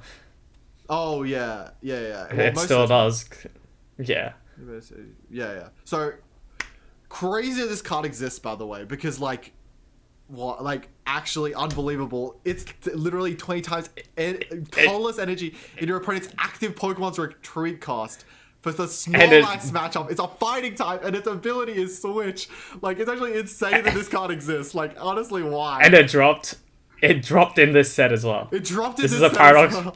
Paradox they've prepared for Snorlax Stall in advance. This is crazy. They came up with it. Insane that this card exists. All good, though. I mean, definitely not random. They have to realize. They have to realize. Creatures literally came up with Snorlax Stall themselves. Yeah, this is the only reason that this exists. There's no other reason. Well, they could have seen it like past format or something like. Yeah, and they may have gone worried in the past, but at some point they recognized that Snorlax Stall was a thing, and they printed this card. Yeah, and printed this card to make sure it wasn't too strong. But anyways, like, insane card. But yeah, I mean, it kills Snorlax. It switches if you attach to it. Like, I mean. It checks everything. Snorlax can't do anything against a mini or just punch you in the face, and then you're just like counting it like, oh, just attach. I don't know, like, I guess. Yeah, it's an auto win for the most part. Yeah. I mean, I guess technically with the bravery charms, but the thing is, every time you attach an energy, you get the switching. That is way too much for them. Yeah, it has to. 100%. Yeah, but imagine if it's the Meteor plus the penny, and you hit the penny for like 7 energies on the Meteor. and I look at that, and it's like, yes, round 2. yeah, go next, bro. Yeah, they're not ready for it. You gotta deal with another 16 Meteors. Next set, bro. Yeah, they can't even gust your Meteor anymore. Like at this point, they're trapping Meteor to win the game, which is kind of doable though. If you run out of disruption, they could just penny loop you out of the game with a cape on the. I don't Snorlax. think this. I don't. Okay, I don't know how Snorlax works, but I don't think they're very good at penny looping. I've never like been in a situation where the penny loop. Well, yeah, I think the issue is that they don't have enough ways to. Well, they don't want to bench the Vs, and they don't have enough ways to actually get rid of cards in their hand to handle it with the Ionos in the mid game. Yeah, exactly. All their cards get stuck. Like you're never gonna play Gear Turbo, bro. That card just sits there. I mean, they can play a lot of their cards. Goes for the jet energy. Yeah, you're not wrong. But like, is there a good turn to use it? I don't know. But what if they miss with like raw energy for a couple turns, and then you start getting the time to just burn all the useless supporters? And then you end up with your penny loop. Yeah. Maybe. And they run out of gust because they're running counter catches, so your Rotom's alive. And they can't even want to kill the Rotom with Charizard anyway. Yeah, if there's Charm on it, but then you have to commit a Charm to. Oh yeah, right, because they're only running Defiance Spell. No. Yeah. Yeah, okay, maybe you need the Charm because a lot of them are going to be running the 1 Vitality. Yeah. Especially with this deck around. Like 1 Vitality, 1 Defiance is being used a decent amount. Yeah, exactly. So you can kill Rotom with that, but I mean, yeah. So maybe 1 Mini Attack would be enough. I mean, obviously, I'm not gonna. I mean, maybe end up trying Mini, but anyways. Charizard. See if it works. There's a single prize attacker that hits Gardevoir, and you don't have to pay to switch it into the active, so you don't need to bench it immediately. This is actually not a bad card. I mean, it depends what the Gardevoir variant is, because your bib might be dead. You might be getting Ionoed by the point they're attacking with Arcana, but you know. It's fine. Just get the other bib out. I don't know, man. It's looking tough for the Zards to get the second bib. Anyways, yeah, I mean, strong deck. It's like a real deck. I mean, I think it's pretty. It might not be the best deck in format, but I think it's pretty like widely known that it's just gonna be a real deck and it's gonna be good. But okay, 11th though. 11th most played deck is Lugia Archeops. Yeah, Lugia, that's insane. Lugia fell. That is the lowest it's ever been. Lugia fell off like crazy. Yeah. Dude, it's 50% to Roaring Moon. I would think it would fall off because of Roaring Moon. Yeah, I thought the Roaring Moon match was bad, but I think what people are doing is they get the 1 EX, they're getting away with that using Luminion a lot, and they're just going lax, and then they go Zard to take the prize back in the late game, and the boss with the laxes. So they have opportunities to... They have opportunities to come back in the prize race. Are we only 1 prize behind? Aren't we going to be like 3 prizes behind by the time we start attacking? I don't know, man. I guess we get time to attack. Yeah, but the issue is, if they kill a Lugia, then they've got another Lugia to kill, and then we're looking in a dicey spot. Dude, if we second, are we really hitting 2 Lugia, bro? I don't know, man. It's tough out there. Hit turn 2 Lugia most of the time. But what if they miss turn 1 Moon? The game's like over. No. Are you really? But no, you got to hit 2 Lugia, bro. You got to bench another. 29-28 though. That's crazy. I thought it would be like at least slightly negative. Yeah, me too. It's insane. Chien-Pao matchup. I think the early access to Zard has made that matchup so much better. Yeah, true. Like being able to grab the Fire Energy to get the attack at 3 prizes or something, so that they can't just gust and win the game. The fact you can just go Lugia, attack with Zard. When they're on 3, you just win. Yeah. True. Like it's like your matchup's definitely improved, and then you've got Iron Hands if they're too slow in the early game, or they try to do like Greninja, like they don't try to play Chien-Pao down. Iron Hands just shuts them down, force them into the 2 prize race. Zard keeps the 2 prize race in your favor. It's a loss. Yeah. It has to be fair for Lugia. I mean, you're just immortals in them. Yeah, but Gardevoir, you can't consistently turn to Iron Hands. And if you don't get it on turn 2, you're dealing... By the time you get to turn 3, you're dealing with, like, counter catches. You're dealing with way too much. Like, counter catches, Scream Tails, like, everything. Like, counter catcher plus Scream Tail. Yeah, okay. Like, if they do that, you can't even do the Iron Hands play at all. Yeah, exactly. If the ops dies before Iron Hands gets out, then you can't Iron Hands. But... And I mean, yeah, they don't have like a lot of search for the lightning energy. It's kind of tough. Like, And the 2 vessels is kind of enough.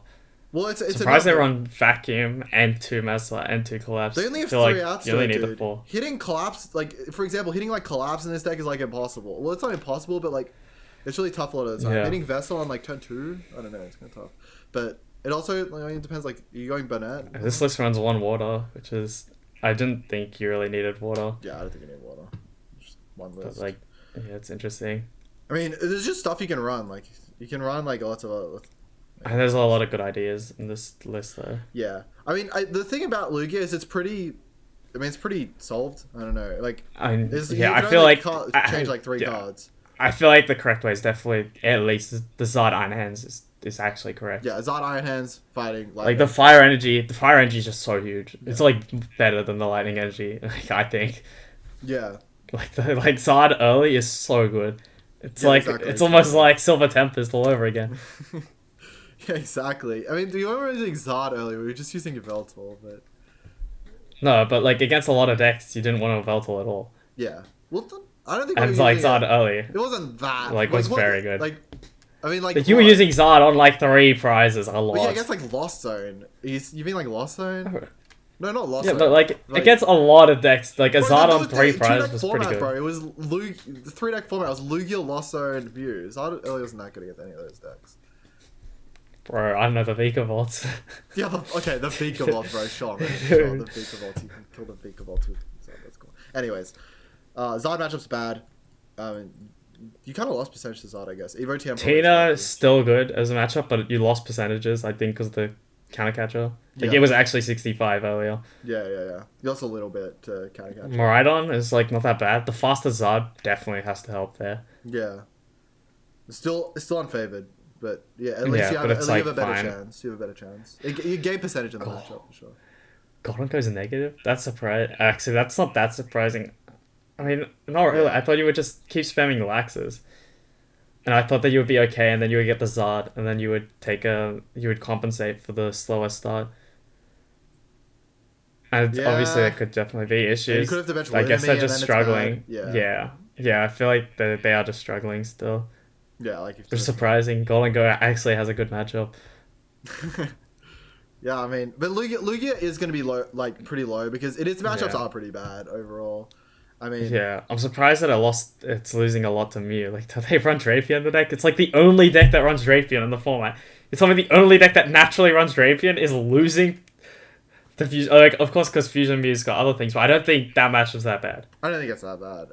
I mean, obviously, that's like a sampling, or it could be a sampling issue. Yeah, easily. Like, all of these can be sampling issues. Yeah, everything can be sampling issues, and you gotta kind of try to explain it to make it make sense. Yeah.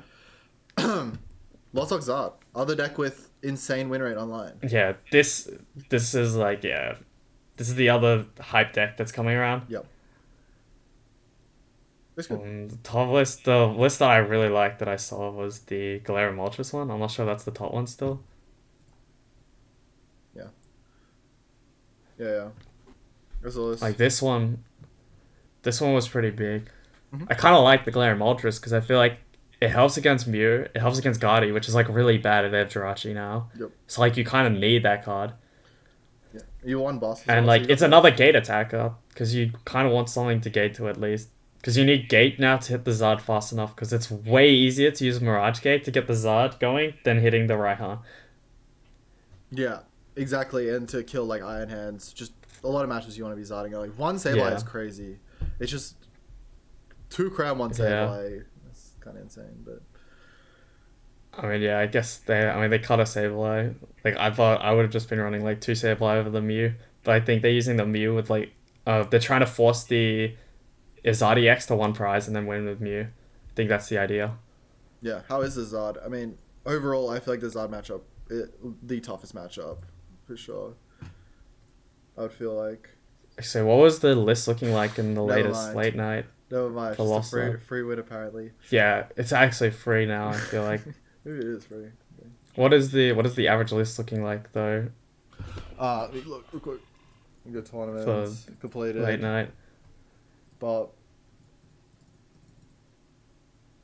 where are they? It's getting like it's going up in That's play, Charizard. right? Um, very like. Yeah, just look at So not many on that Galarian Moltres like at all, right? yeah, no Galarian Molt. Is there any? Oh, what? Technically already fallen off. Already fallen off, maybe. So- Maybe it's like it's one online 20. Like at the end of the day, but like Okay, they're almost all of them are running the TM Diva, so that looks like the game plan they're going for Yeah, is the attack, yeah, the TM Diva. counter catcher, and then attack. As Zard, that And hasn't then, yeah, felt that bad for the TM Diva. 1.09 is crazy. We're running 2 TM And Diva. I feel like, I mean, if people start running Pidgeot, I feel like that matchup's not that good because of the Entei. Yeah, I feel like the Entei patches up a lot of your weaknesses in like the setup against them. Yeah, fair. Yeah. I don't know. I mean, I guess that match was just fine. I mean, either way.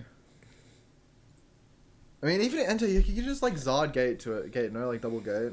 Maybe not. Maybe it is too tough. Like, they get too It's also note that your maybe TM your Diva lost is so box good. match. TM Diva is so good against them though. Yeah. Yeah. I guess like one thing to note is your like regular loss matchup is not so bad anymore because the fact that you have Jirachi as well, like Yeah. Jirachi kind of helps. Yeah, exactly. Like, you And kinda just they coin won't flip be that running now. Jirachi usually, because Yeah, they're less likely, especially if it's like Roaring Moon. If they open that thing, you're just winning now. yeah, exactly, true. Like you don't have to worry about benching Manaphy as much because you if you bench Manaphy Jirachi, all you gotta do is just keep using Cram every turn. Mm-hmm. It's And then- pretty low maintenance. Yeah, and then like Gardevoir. I mean, But yeah, for some reason they're still doing terrible into Lost Box decks. Like, is it because they need to put both of well, them? I think in a play? lot of them Like, I aren't thought- running Jirachi. I feel like the answer to that is just wait. What was the Jirachi? Yeah, what's the average? Yeah, What was the average? Like I feel like they should be running they Jirachi. probably should be, but I think there's a good chance they're just not so far. If I had to guess, 0.73. Yeah. But maybe that's new. Maybe there's a chance that's also new. Oh, yeah, that what they're running was the matchup spread in this tournament though? Oh, we can check that. Wait, does it say? Metagame. Yeah, it does. There's like no sample, but yeah. Oh wait, no, that's Zard. What about the Lost Zone? We did play a single game against. Oh no. Yeah, 0-1. Okay, okay, that means nothing. Okay, well. Auto loss actually. Yeah, oh no, 0% matchup, all good. But I mean, they're probably going fine into like maybe. Yeah. I don't know. But like, if you look at its win rate against like the top decks, apart from the terrible Gardevoir matchup, Yeah. it's pretty good. Yeah, exactly. Which It is kinda very slaps. interesting. And then wait, what's Snorlax matchup is just bad? I guess yeah, fair, understandable. Well, I mean, if you're running the Mirage Gate, you're not that bad, because you can gate all 5 to the Zard, And then what? I mean, I guess. and you can actually take KOs. Yeah, you just actually yeah. Every second turn, you can take a KO. Yeah, that's fine. But they're gonna go pass and then counter catch up. But I guess that doesn't really matter. No, but then you use the Switch card. I mean, the issue is like they can Misfortune, maybe get you out of the game. Because it takes a but lot of time. there's They get the free turn, right? Because they go Misfortune and then they go Misfortune, you're active, you pass, and then you go counter catcher. Yeah, I mean, I feel like you definitely could risk, but you might be able to take early. Actually, you can't take early prize with Cram because it's impossible to retreat. Yeah. It's like, yeah, it doesn't really work like at all. Matchup probably is just bad, to be honest. Yeah, I mean, no, but you do get the boss KO on the Rotom, which saves you a turn of You have discarding. to hit the boss. Yeah, but you got a lot of time for that. You don't need it immediately. Yeah, true. You do have a lot of time. Which, And if that you saves do one that, turn, yeah.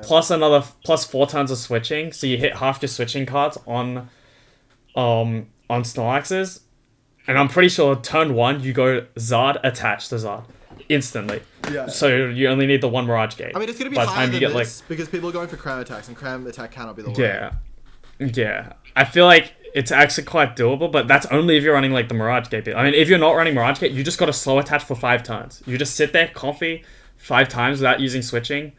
If you're unlucky though, they trap like a Cram active, which is really bad for you. Yeah, they hit Erica's on. So you would need to hit like 2 Colress and a Vacuum plus 1 Comfy.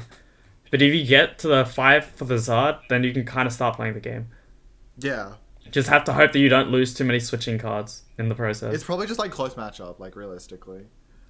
Probably not, because you are going to struggle getting all the energy onto the Zard. Well, if you're not running Especially Gate, these I mean, lists are running- if you're yeah. running Gate, it'll probably close. Yeah, maybe I slightly. feel like it's close, but Slightly yeah, better. that's clearly not the standard list. Yeah, exactly. But it should be explored. I suggest everyone to explore that. I think Lost Zard, I think a lot of people will be rocking out with Lost Box Zard because I mean it has no massive inherent issues. Yeah. So especially with TMV and stuff. So And then the last deck we're going to talk about is Iron Valiant Urshi.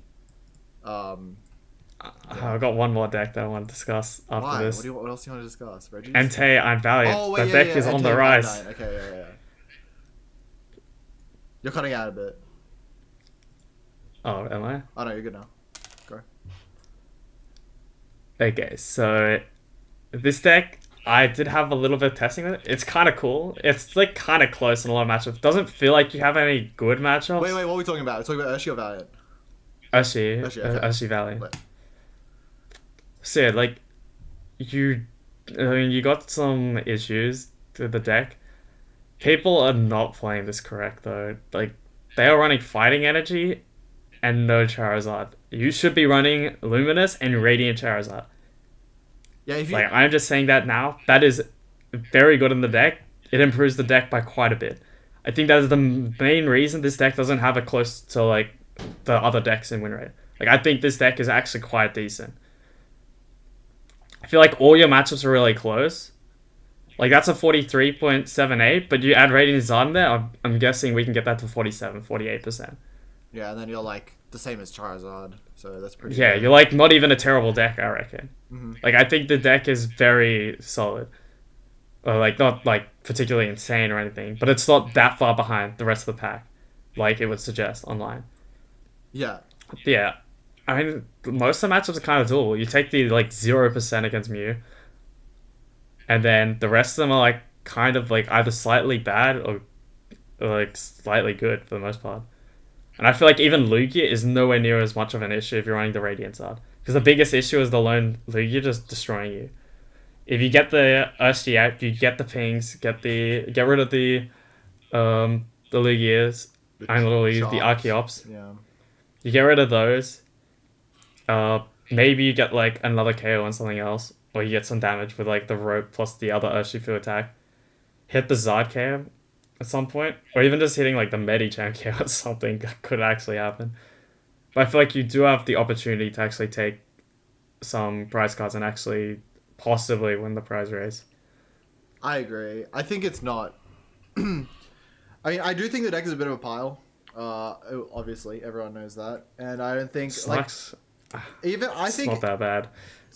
I don't know, man. You just need to not take prizes early. The issues against decks like Yeah. Gardevoir, it looks like a pile because you have to take the prizes early. But against a lot of these other decks, you don't really need to take a lot of the prizes early. Fair. Like against Roaring Moon, you do not need to take your prizes early. I think like a lot of these matchups like are probably. I mean, yeah, people just don't know how to play Valiant straight away. Yeah, I feel like I'm giving tips on everyone. We can improve this deck's win rate. Let's go. Play the Radiant Charizard with the Luminous over the Fighting Energy and start winning more games, guys. Valiant gang, rise up. Valiant gang, rise up. I tried the deck and Like, look, this Gholdengo. This matchup is terrible. Throw Radiant Charizard in there, it's like even. Like you just got a free nuke. Yeah, I don't know. It's already beating Charizard. You know what beats Charizard? Baby Charizard. like it works. Dude, this Gets win rate Chien-Pao into negative. Chien-Pao is crazy, bro. Yeah, no, that is not. This is definitely not true. There's no way. Man. There's just absolutely no way. Yeah, okay. Yeah, Snorlax, there is no way that's actually no. That makes a lot of sense because, No but I way, feel like bro. people need to be splitting from what they currently. I mean, I guess you can't beat Snorlax though because you can't beat Mimikyu. Yeah, you can't beat Mimikyu and like even like. Yeah. Oh no, but you kind of Yeah, can though because they're not running 2 Mimikyu, which means you can escape rope and hit Urshifu attacks Why are we on like Snorlax. Oh yeah, right. Because we can Because we can Valiant kill the. What's the issue with Mimikyu? We can Valiant kill it. Well, no, if you're running Vacuum, you can quad switching card into. Actually, yeah, you can retreat and slowly do damage to them. Actually. Yeah, you just slowly do damage. And yeah, with the Vacuum, you can get rid of the Bravery Charm because I think you're meant to be running Vacuums. Like 1 or The 2, damage like over it's time- either like 2 Stadium, 2 Vac, or 3 Stadium, 1 Vac, whatever. Like if you've got Vacuum, they can't just sit there with lone Mimikyu, well, they can never which like sit completely there with, breaks them. They can never sit there with lone Mimikyu. Yeah. And you're gonna rope. Well, they around can if you don't run Dread Time, but you could just retreat between 2 different Valiants and chip damage on them Yeah. and pass the turn because they're not blocking you. I think an issue will be the energy. But Actually, yeah, the energy definitely could be an issue. But you do have Ionos in your deck. Yeah. With a high count of Ionos and doing a lot of that, I feel like you can actually get across the line.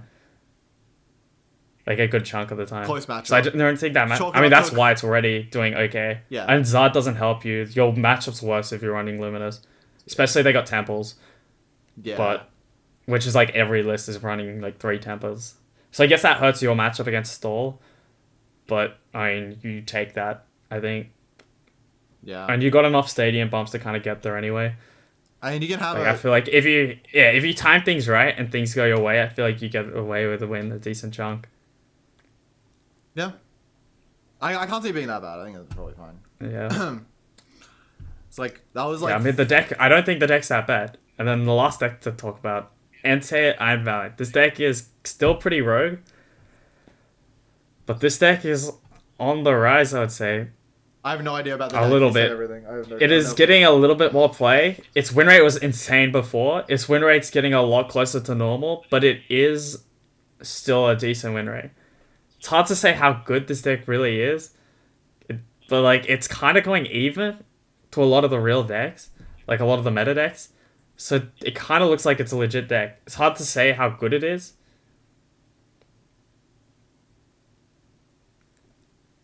Yeah, but like if you see, it's got some decent win rates currently.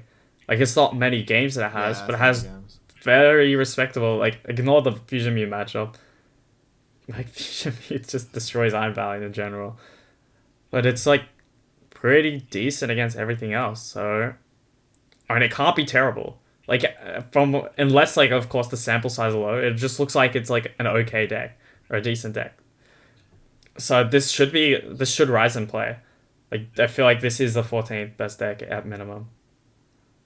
14th. Yeah, let's go. Anti-Valley. Which these days 14th, that is like real deck territory. That is how crazy it is with how many decks we currently have. Yeah, actually. Yeah, I mean... Like yeah. after that, I feel like the next best deck is like not very real. Like maybe it's Mew Genesect. Zorobox. Yeah, I don't think Zorobox is cutting it. The deck's not it. Might be the 15th best deck breed. You gonna put Reggie's above it? Reggie Zorobox? Yeah, we're talking about Zorobox every time. these are decks that don't deserve tier 4 level. Yeah, exactly. Like, yeah, we're in the gutter like now. Entei Valley, I'm calling this deck real, but it's probably like tier 4. Yeah. Which is like not that much worse than tier 1. Yeah. Playable. Which, yeah, like playable deck. And then probably next deck is like one of these. It's Reggie's or Zorobox, bro. It's not Cloth, bro. Oh, it could be Cloth. Who knows? Anyways, all these decks are terrible. Anyway, I'm really excited to see what happens at LASC because there are so many decks or so many things happening now. This is the most diverse metagame I've ever seen playing this game. Yeah, it's crazy. Well, it's only week 1. Some of these decks might get dumpstered and pushed out, but very diverse. And like even inside of all these decks, there's 2 Zard variants. There's infinite ways you can run Roaring Moon. There's like, there's like 5 Lost Zone variants. There's still 2 Chien-Pao. Technically, the like, traditional variants. could be better. It could be better. There's a bunch of... And that's... Yeah, Gardevoirs are like everywhere. There's a billion of those. There's a billion Gardevoir Gholdengo's... Yes, Gholdengo's still not decided either. Well, Miraidon's still Path versus Beach Court.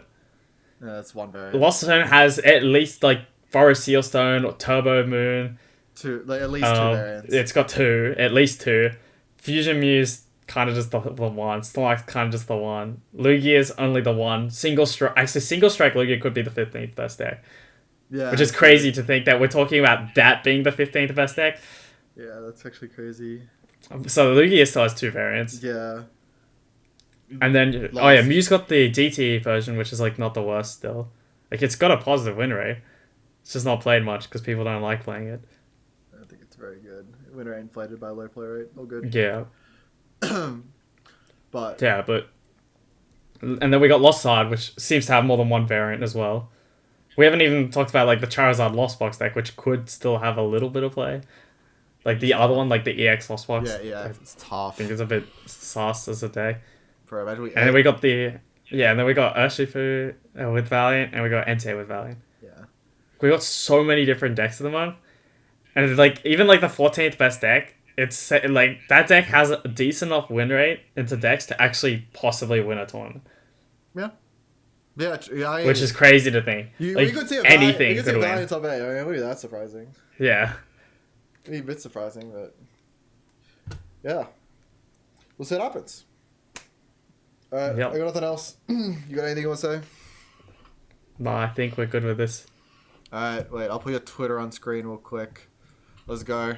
Follow Twitters, I guess, and sub to the podcast. Thanks for watching. Peace.